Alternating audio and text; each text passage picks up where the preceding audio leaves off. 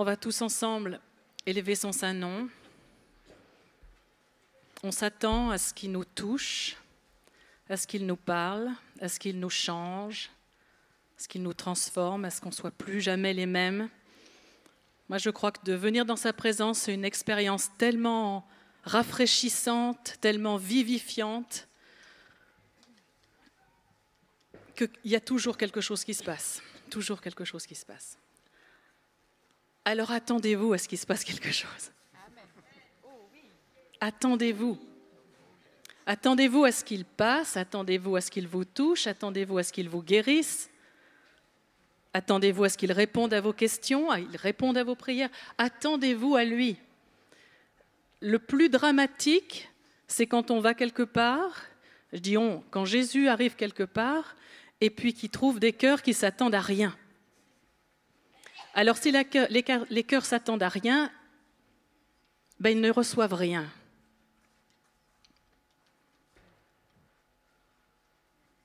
Le Seigneur aime qu'on s'attende à lui, qu'on attende de sa part, qu'il vienne.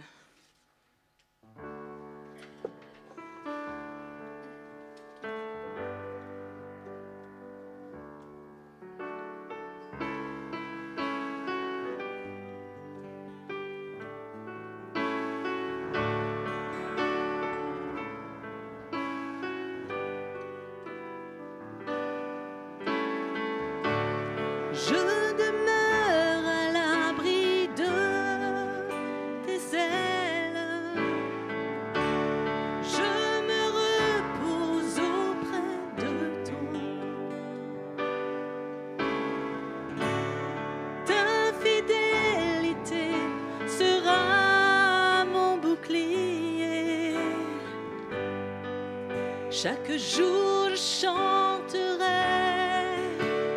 béni soit le nom du Seigneur, béni soit le nom du Seigneur.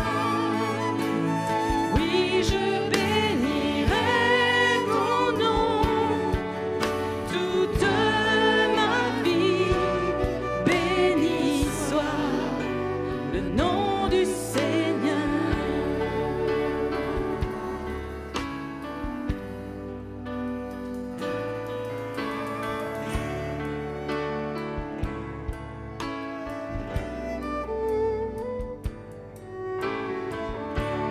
Je veux chanter ton nom, Seigneur. Chaque jour, tu prends mes fardeaux. Ta fidélité fera mes délices. Chaque jour je chanterai, béni soit le nom du Seigneur, béni soit le nom du Seigneur. Oui, je bénirai ton nom toute ma vie. Béni soit le nom du Seigneur.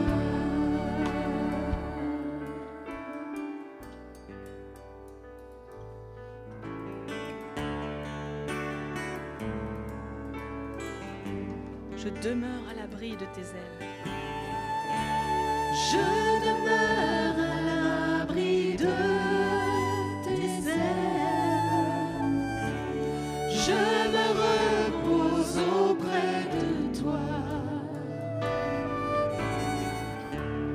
Ta fidélité sera mon bouclier.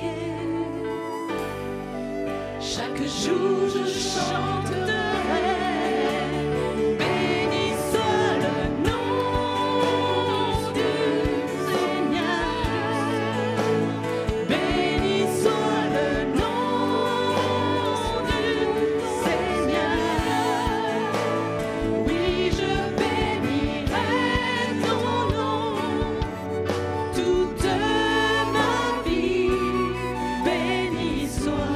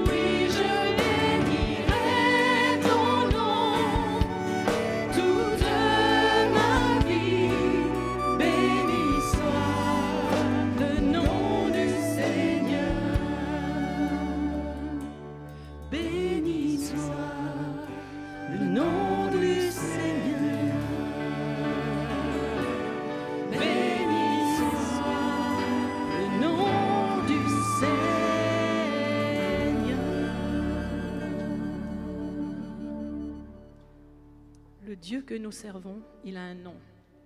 C'est le Dieu d'Abraham, d'Isaac et de Jacob. Et il n'y en a pas d'autre. D'ici, on pourrait croire qu'il y en a d'autres. Quand on regarde vers le haut, on voit des divinités, pour ceux qui ont les yeux ouverts, puis pour ceux qui sentent aussi les choses un petit peu, on voit bien qu'il y a des gens qui servent d'autres dieux que le grand Dieu. Mais le Dieu que nous servons, il a un nom, il a même plusieurs noms, il a beaucoup de noms dans la parole, et l'un de ces noms, c'est El Elyon, le Dieu le plus haut. Le Dieu que nous servons, il est tout en haut et il règne sur toutes choses. Des fois, dans les situations dans la vie, on a l'impression qu'il y a des frictions, qu'il y a des batailles, ou bien qu'il y en a certains qui essayent de... Il y a des principautés sur les pays, etc. Je ne vais pas vous faire un enseignement, mais le Dieu que nous servons, c'est le Dieu d'Abraham, d'Isaac, de Jacob. Il a montré la lignée. C'est comme ça qu'il s'appelle. Personnellement, ça a été une grande découverte dans ma vie. Je sais qu'il y a des gens qui se sont dit « Qu'est-ce qu'il lui a appris? Elle s'est entichée d'Israël. » Non, ce n'est pas ça. C'est que ça a été une grande découverte que c'est ce Dieu-là, et lui seul, que l'on doit honorer. C'est ce Dieu-là. Il ne faut pas se tromper de Dieu. C'est le Dieu tout en haut, El Elyon, le Dieu d'Abraham, d'Isaac et de Jacob. Et ce Dieu tout en haut, il vient tout près de nous quand on va mal. Il y a un passage très, très fameux dans la parole où c'est Élie, le grand Élie, après avoir vu le feu de Dieu descendre sur l'autel, avoir vu des choses extraordinaires, voilà qu'il est complètement déprimé et il est là dans une caverne, il s'est mis dans un rocher et l'Éternel va passer parce qu'il lui demande. L'Éternel dit « Sors et tiens-toi sur la montagne devant l'Éternel » et voici que l'Éternel passa. Un grand vent violent déchirait les montagnes, brisait les rochers devant l'Éternel. L'Éternel n'était pas dans le vent. Après le vent, ce fut un tremblement de terre. L'Éternel n'était pas dans le tremblement de terre. Après le tremblement de terre, un feu. L'Éternel n'était pas dans le feu. Enfin, après le feu, un son doux et subtil. Quand Élie l'entendit, il s'enveloppa le visage de son manteau, il sortit et se tint à l'entrée de la grotte. Je crois que c'est des choses qui nous arrivent aussi dans nos vies, où l'Éternel est là et c'est un son doux et subtil. Vous voyez ce que je veux dire? Où il passe. Oh, voici qu'une voix lui dit, « Que fais-tu ici ?» Élie il répondit, « J'ai déployé mon zèle pour l'Éternel, le Dieu des armées, car les Israélites ont abandonné ton alliance, ils ont renversé tes autels, ils ont tué par l'épée tes prophètes. Je suis resté moi seul, ils cherchent à prendre ma vie. » L'Éternel lui dit, « Va, reprends ton chemin par le désert jusqu'à Damas. Quand tu seras arrivé, tu donneras l'onction à Hazaël, roi de Syrie. Tu donneras l'onction, etc. »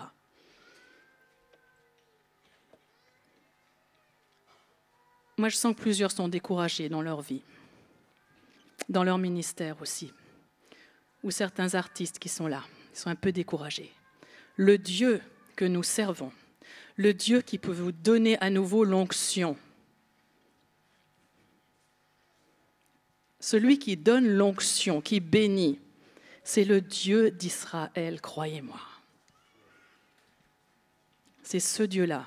Il y a une dame hier qui est venue, qui m'a dit, « Écoute, j'ai une parole, le Seigneur me dit, « Je ne te quitterai pas tant que tu m'es béni, » elle me dit. J'ai dit, moi, je bénis pas. Je veux bien prier pour toi. Celui qui bénit, c'est le Dieu tout en haut. C'est lui qui bénit. C'est lui qui donne la bénédiction. Et j'ai prié, bien sûr, pour elle. J'ai prié pour elle parce que j'ai vu son cœur. Cette femme-là, elle la cherchait, la bénédiction. Elle la cherchait, elle la voulait. Alors elle va la voir. Parce qu'elle s'y attend. Elle va la voir. Il y en a un qui ne l'a pas voulu, qui l'a méprisé, la bénédiction. Et il l'a cherchée avec larmes, dit la parole. Il a pleuré. « Seigneur, mais je la veux maintenant, la bénédiction. Je la veux, l'onction, je la veux. » Mais la bénédiction avait déjà été donnée. Il n'avait pas de bénédiction. Le Père en question. Je ne sais pas si vous connaissez l'histoire, vous irez la chercher dans la parole. On a un Dieu de grâce, et il se révèle ainsi à Élie, le Dieu de grâce, lent à la colère et riche en bonté. Est-ce que vous voulez recevoir ces bontés ce matin? Est-ce que vous voulez recevoir les bénédictions de l'Éternel?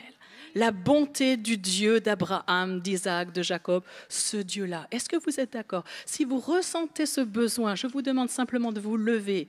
En ayant pensé, ce n'est pas un mouvement de foule, c'est chacun vous dites oui, Éternel, j'attends cette bénédiction, je veux ta bénédiction, je veux ton onction, je désire marcher dans cette onction que tu donnes ce matin, dans cette lignée.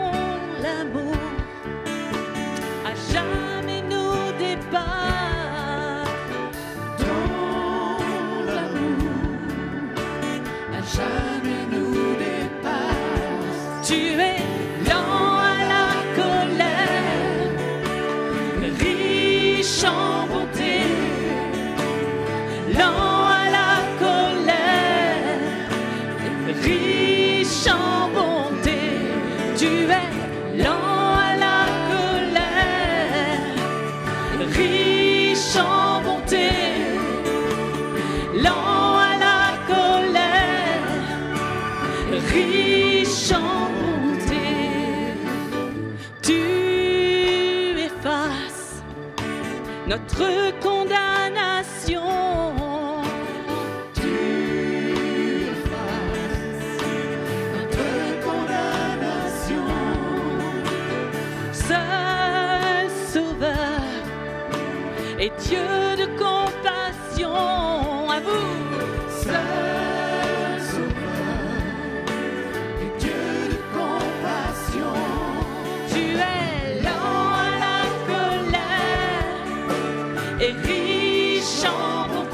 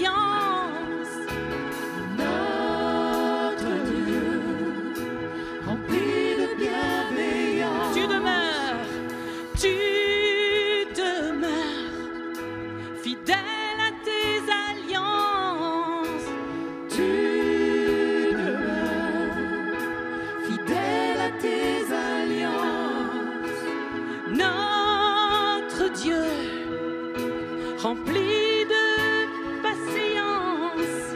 Notre Dieu, rempli de patience. Tu es lent à la colère, riche en bonté. Lent à la colère, riche en bonté. Tu es lent à la colère, riche en bonté. Lent à la colère et riche en bonté.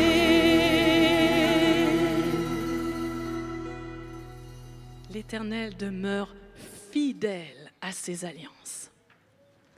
Dans le premier chant, on a chanté « Ta fidélité sera mon bouclier ».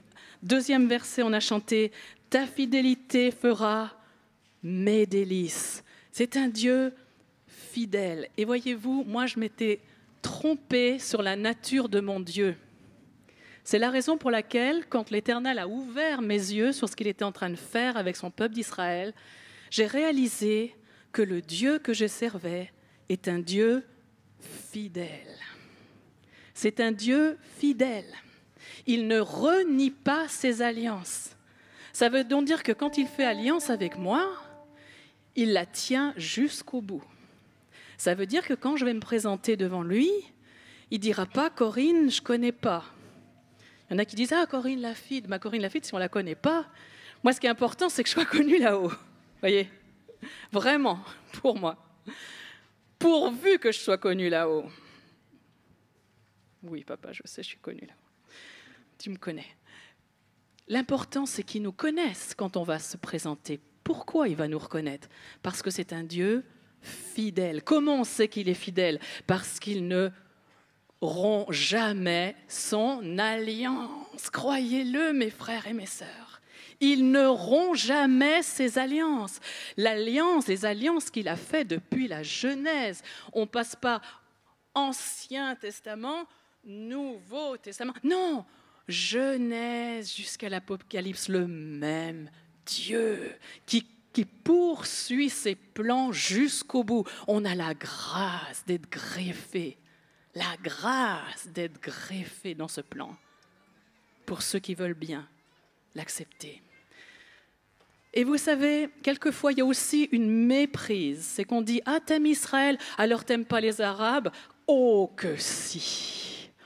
Oh que si! Et avec mon mari, on attend le jour où ce peuple merveilleux va être libéré de cette puissance spirituelle qu'est l'islam. Est-ce que je peux demander, quels sont les frères et sœurs arabes qui sont là? Oui, asseyez-vous les autres. Allez. D'origine arabe, hein, d'origine arabe. Allez, il y en a un petit peu plus. Allez, applaudissez-les. Et Karim là-bas.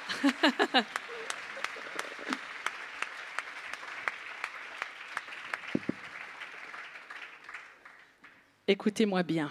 Pendant 2000 ans, l'Éternel a essayé de faire quelque chose avec les chrétiens qui devaient rendre jaloux le peuple d'Israël. J'ai quand même l'impression qu'on ne les a pas tellement rendus jaloux. On les a même un petit peu horripilés, je dirais. Voilà. On était avec mon mari il y a 2 ans à un rassemblement sur Paris et il y avait le responsable de l'agence juive. Ok, c'est bien ça. Et il vient voir mon mari et puis lui dit vous savez, monsieur Laffitte, les Arabes, il y en a beaucoup qui se convertissent, hein, qui deviennent chrétiens. Alors Jean-Louis dit oui, je sais. Il dit mais vous savez qu'une fois qu'ils sont chrétiens, ils sont super avec nous. Hein. Vous savez quoi ? L'Éternel, il a un joker. Il a un joker. Je suis comme David, je pleure. Et sa carte joker, tac, des Arabes qui aiment Jésus. Et ça, eux, ils sont un peu plus comme eux. Un peu comme moi aussi, quand même. J'en ai plein, moi. À chaque fois qu'on va dans une réunion, les frères et sœurs arabes, on les attire. Ils aiment bien ce style de musique parce qu'ils se retrouvent. Bon, pas peut-être dans ce qu'on fait ce matin, mais d'autres. C'est le joker du Seigneur. Ouais, ça me fait rire. Paf! Les Arabes. Et alors, tu sais, excusez-moi, vous savez ce qui se passe à ce moment-là? Nous, on l'a vu en Israël. Quand un juif chrétien rencontre un arabe chrétien, le processus de paix de Jésus, vous le connaissez? Je le disais dernièrement sur RFO, là où on était interviewés. Je disais, le processus de paix, je le connais, oui, le processus de paix de Jésus. Ils me disaient, vous croyez que ça existe? J'ai dit oui. Et je leur ai raconté ce qu'on avait. Nous, on a vu. J'ai pleuré la première fois que j'ai vu des Juifs et des Arabes. Ils disaient, on vous aime, on s'aime, on s'aime. Il n'y en a qu'un qui change les cœurs, c'est Jésus. Il n'y en a qu'un qui change les cœurs. Et il garde son plan tout du long. Il n'a pas de plan B, il a un plan A qui poursuit. Et il a une carte joker. Il va la sortir au bon moment. Paf! Et nous, on attend le jour où tous nos frères et sœurs arabes vont être délivrés de cette emprise de l'islam. Et vous allez voir, ça va être la révolution. Vous me croyez? Amen. Alors, priez pour ça. Hein. Je vous ai dit ça, c'est pour la prière.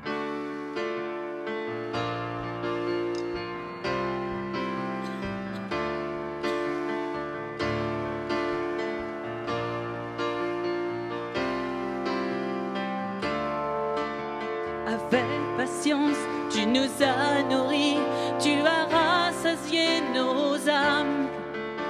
Avec patience, tu nous as conduits sous ta nuée, sous ta flamme. Tu es le rocher qui nous a suivis au travers du désert. Tu es la source d'eau qui jamais ne tarit, l'eau pure qui désert.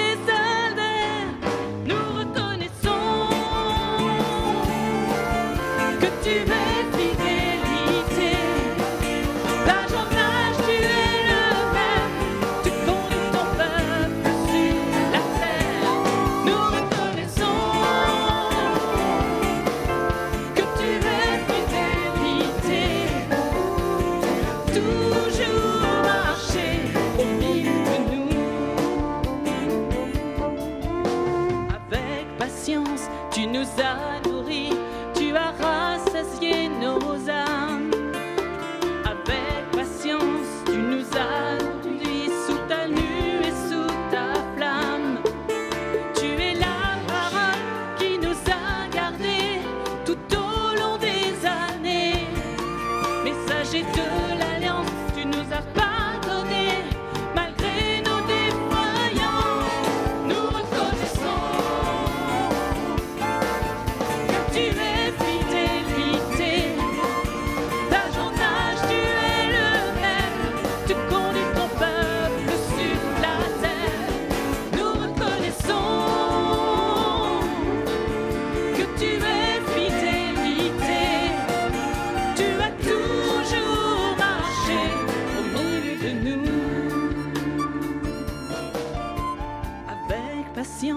tu nous as nourris, tu as rassasié nos âmes. Avec patience, tu nous as conduits sous ta nuée, sous ta flamme. Tu es le chemin étroit, resserré, qui nous conduit au Père. Véritable lumière, engendrée pour briller et chasser les ténèbres. Nous reconnaissons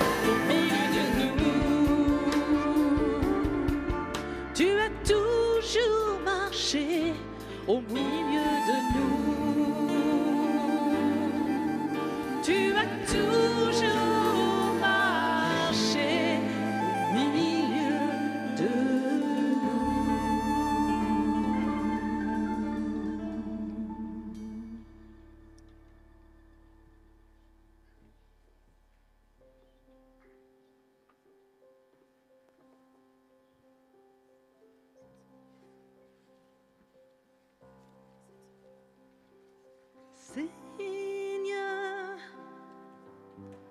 ce dont j'ai besoin, c'est d'un cœur brisé. Seigneur, ce dont j'ai besoin, c'est d'un cœur brisé et contrit. Donne-moi un cœur tout simple qui ne soit pas divisé, qui ne s'enfle pas de connaissance, mais s'attache à ta présence. Donne-moi un cœur tout simple qui ne soit pas divisé, qui ne s'enfle pas d'orgueil, mais qui vit simplement près de toi.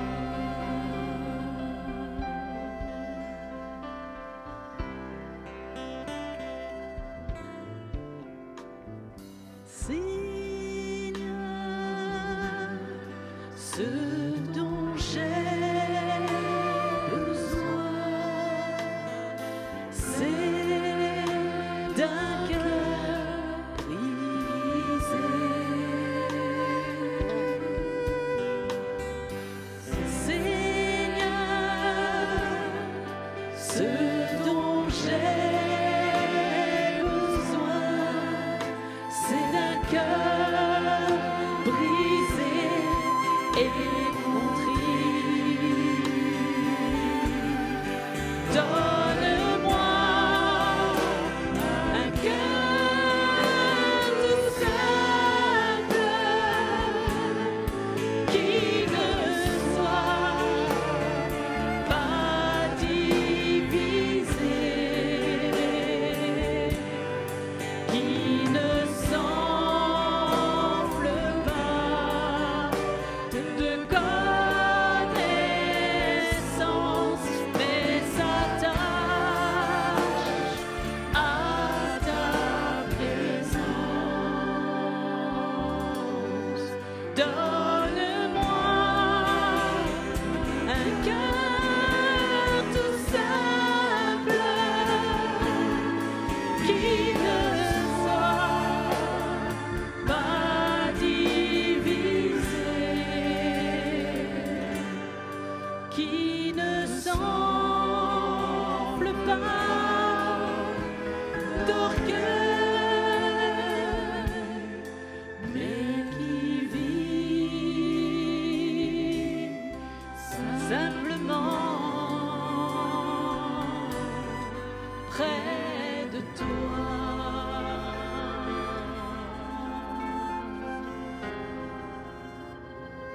Tout près de